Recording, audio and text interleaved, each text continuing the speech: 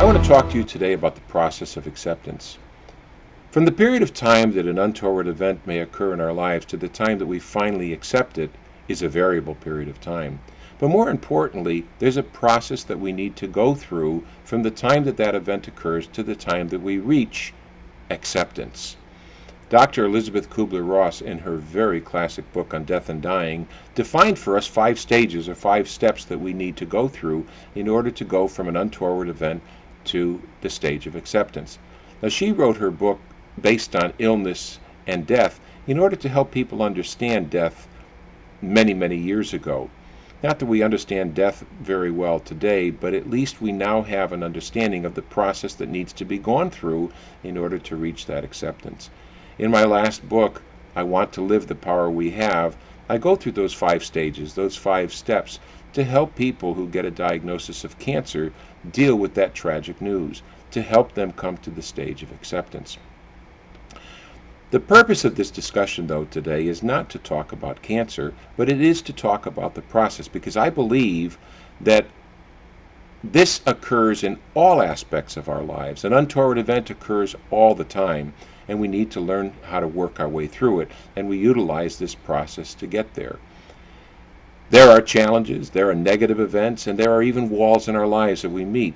Now, it's not very difficult to accept a positive event, but a negative event is a very tough pill to swallow, and some people never really overcome it to move on to the next level. So those 5 stages are anger, denial, bargaining, depression, and acceptance.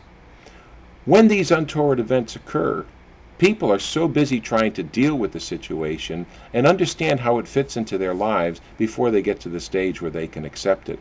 But they have to decide to change or find a solution to the problem. Reactions are variable, but generically these 5 steps apply. Now, when one gets bad news, we don't necessarily go through these 5 stages sequentially in the order that they were listed. We may skip around. We may skip a stage. We may struggle and get stuck in a stage. There are some people that I know that go back and forth between one stage and another and back and forth until they finally reach a period of acceptance.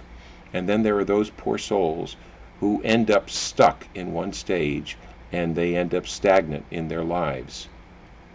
But in order to reach acceptance, you need to go through the process. Now, as you've heard me say so many times, my definition of a process is a series of events that leads to a desired outcome. Here, the outcome is acceptance, and we need to go through the process. You can't cheat the process, you can't shorten the process, and you can't bypass the process. Over the next 5 weeks, I'm going to take each stage singly each week, because I think if I put them all together, it may end up like a chapter in a book, and that's not what I'm trying to achieve at this point. So join me next week when I talk about anger.